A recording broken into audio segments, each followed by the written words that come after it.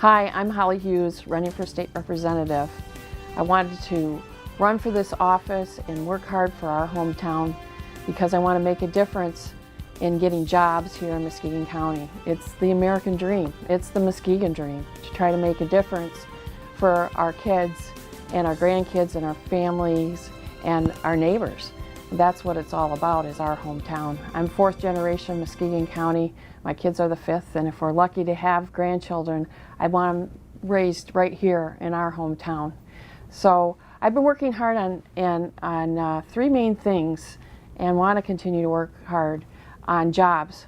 When I first got into office, I worked with Eagle Alloy to get the grant that they needed to help add hundreds of jobs to Muskegon County. Along with that, I also worked with the Veterans Job Fair. We started that 3 years ago with Dave Ealing. Dave is the director of the Muskegon County Veterans. And I went to him and I said, we've never had a job fair here in Muskegon just for our veterans and regular folks together. And he said, I've always wanted to do that. So we actually went to put that on at the LST, the Ship Downtown Muskegon.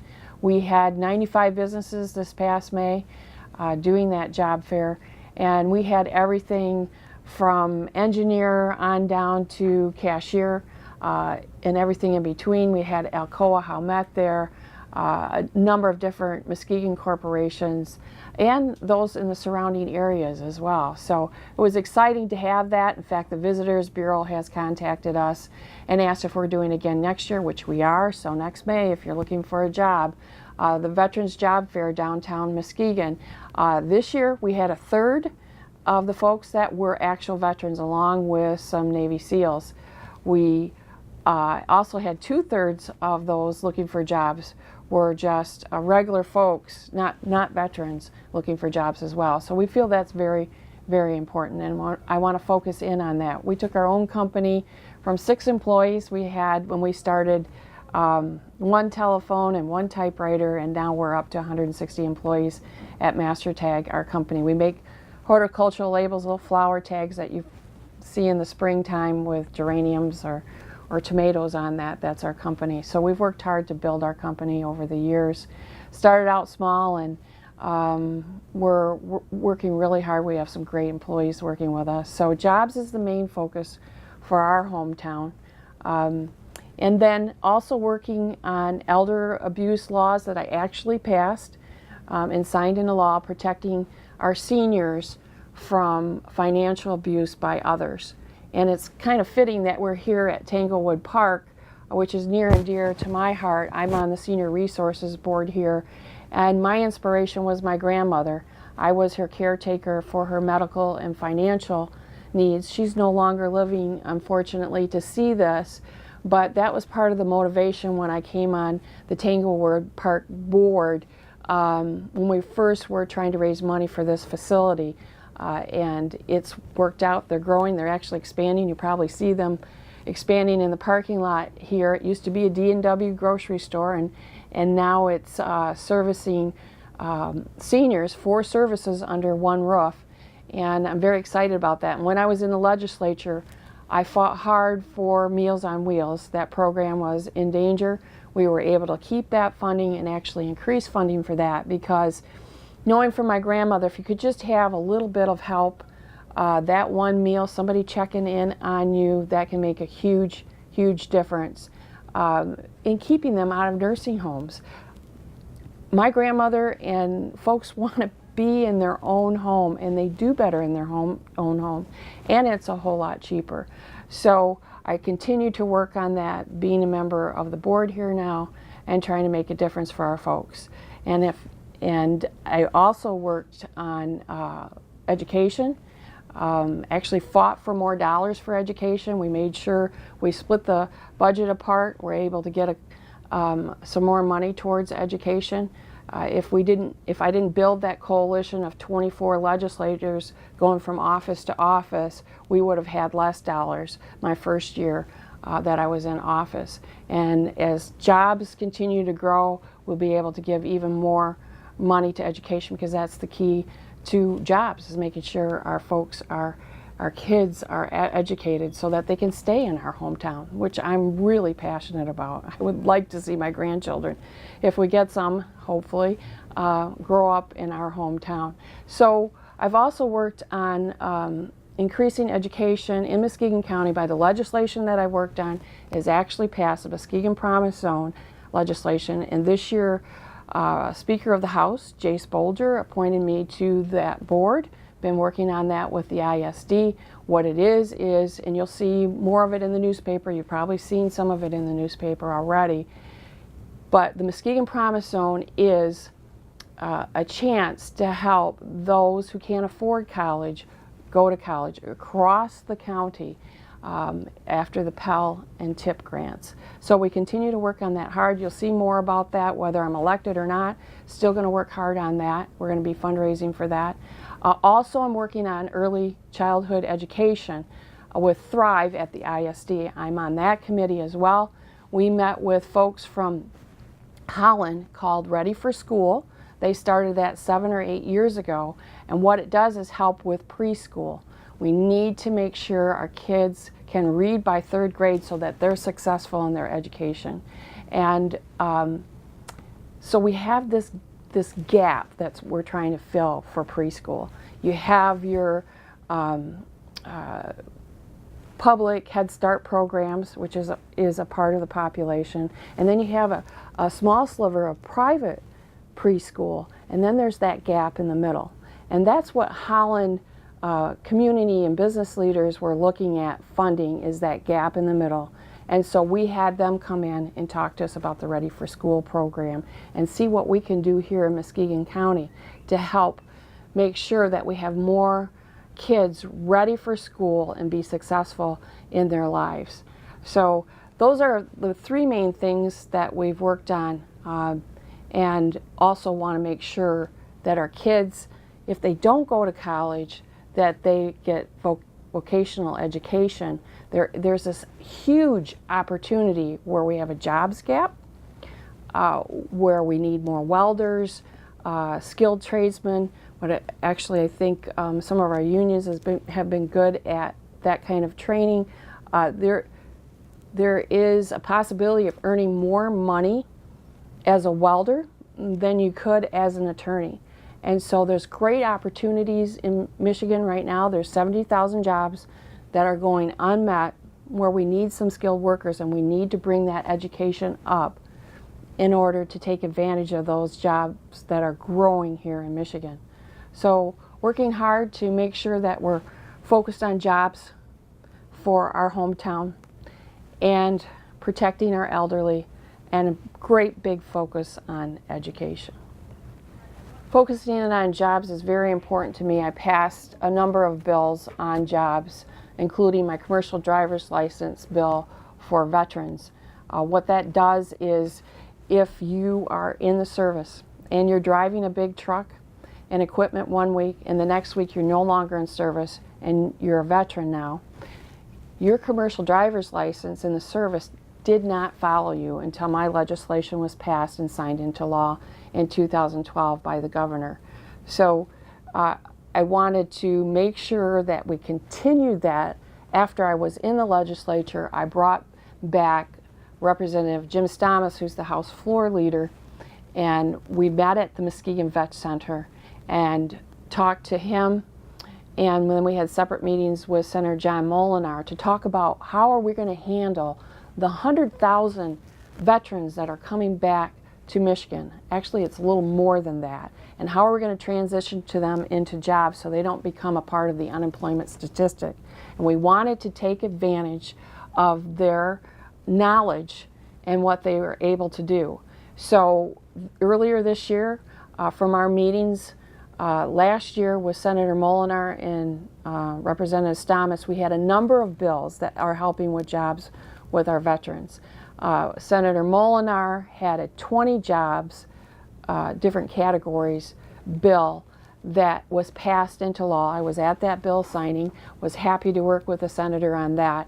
And then also Senator Judy Emmons, who's a close friend of mine, I gave her one of the bills that I wanted to do, and that was to give honorary degree to our Vietnam veterans. We did that for World War II veterans and Korean veterans, but we needed to catch up with our Vietnam veterans, which is very near and dear to my heart. My cousin is a Vietnam veteran, and the importance of that degree when you go to try to get a job is that you can say you have a degree, and then you can rely on your experience as not being a barrier to employment. So that passed as well. I was at that bill signing as well with Senator Emmons and our governor.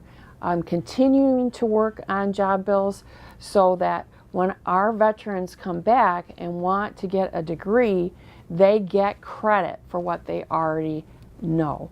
And working with Representative Rendon on a bill regarding that too, that should pass fairly shortly. So I'm excited about the work that I did in the legislature and continue to do with my former colleagues. And they know when I come in to talk about a jobs bill that I do know what I'm talking about, and it's worth making a bill themselves. And actually the folks that I talk to, they all have bills that actually pass to help, because we're competing with Indiana, Illinois, and Wisconsin for veterans growing up here or staying in here in Michigan and growing their families here. And so those other states actually have job transitions for 300 different categories. And that's in Wisconsin and Illinois, it's 200 plus. To give you an idea, we only had like 24 when I started looking at this job transition for our veterans. We want them to get back to work and reintegrated into the community as fast as possible to help them and their families for the service that they provided for us, the sacrifices that they made, and also realize the value of their experience. So continue to work on jobs and so forth. But I do have experience with other things. I was on the Montague School Board in the early 90s, was on the Township Board for 12 years, and actually worked on water safety issues and environmental issues, including Superfund sites. Senator Hansen and I worked on passing the legislation to get $6 million for cleanup at Zephyr. That's not for any research, just pure cleanup, because usually they like to do extra research, but that money was just for pure cleanup, and you're going to see some activity at the Zephyr site in North Muskegon, which has been around since I was a very little girl. And worked on the Hooker chemical cleanup, DuPont site, to make sure we had a fence up so folks weren't going across property that was contaminated and hurting their lungs. So we've tried to do a lot with environmental cleanup. And then water safety is a huge issue. 2 years ago we had 2 teenagers that drowned at Duck Lake State Park. And so when I was a legislator, when that happened, I went to Isaiah Townsend's funeral, and it was very difficult to see an 18-year-old at a funeral like that with his football jersey on. It just touched your heart. And so we immediately went to work, got a hardline phone in the state park. What had happened was he was out with a lot of friends, came up missing, and when he was swimming across the water, and his family his friends tried to call for help and had no cell coverage. And there was not a hardline phone in the state park. They had to drive 4 minutes away in order to get help back.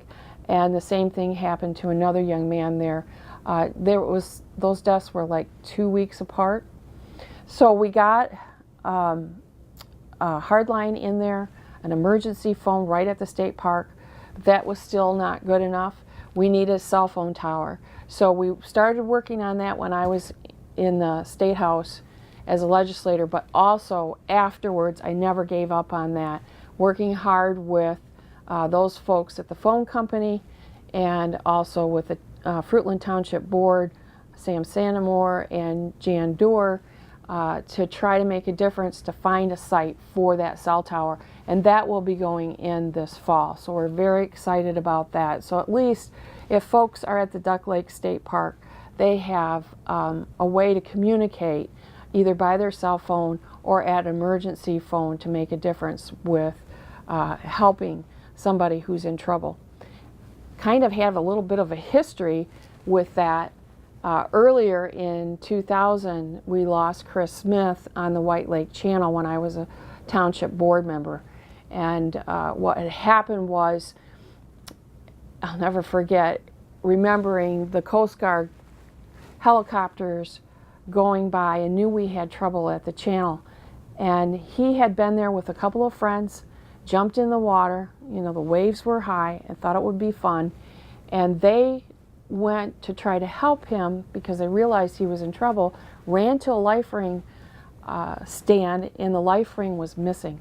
Then went to the next stand, and by the time they got back, Chris was gone. And so I said, we can't let this go. We've got to make a difference. So I did a bunch of research. We installed the first ever life ring alarm system, which you can see on my site, the interview with WZZM TV 13, the actual video from that. Worked with Tim Cortes to develop this system, which is an emergency system. It's just a wire that goes around the life ring. When you pull it off, it disconnects and it rings down to a couple phone numbers so that folks can come back and make sure that life ring is in place. And we know that it's saved lives because we've gotten reports back at our township hall saying, thanks for having the life ring there. We were in trouble, we had a problem. You helped save a life today. So that's very important to me, water safety as well, and continues to be so. So working hard on emergency services, which is part of government, the infrastructure of government, is to make sure that people are safe and the right things are in place so that we won't have any tragedies like that again, if we can help it. I really care about our hometown. I want to make a difference for our hometown, for our grandchildren, for our kids, for our neighbors, and for our friends. So my focus has been and will always be concentrating on jobs so that we can make a living for our families, make a difference here in our hometown, and that has to be focused on jobs. Not only jobs, but protecting our elderly and making a difference for them so that they can stay in their homes longer and not have to go into a nursing home. That's why the Meals on Wheels program is so important to me here at Tanglewood Park. And I want to make sure that we have a great education for our kids. So I'll continue to work on the Promise Zone efforts for college for kids and for early childhood. I appreciate our hometown and want to make a difference here, and so I'm here to ask for your vote on November 4th. Thank you for everything that you do, and remember that Muskegon is a great place to be. Love Muskegon. Thank you.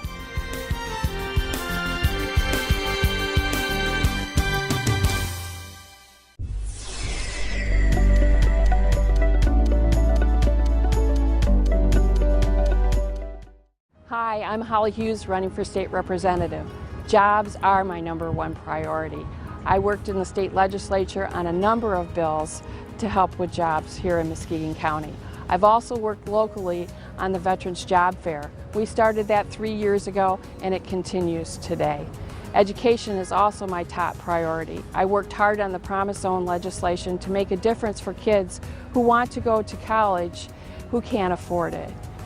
I know that you and I both want a Muskegon County where our kids and grandkids can grow up and live. And in order to do that, we need jobs and a strong education. I'm Holly Hughes. Your vote is important to me. I ask for your support for state representative. Thank you.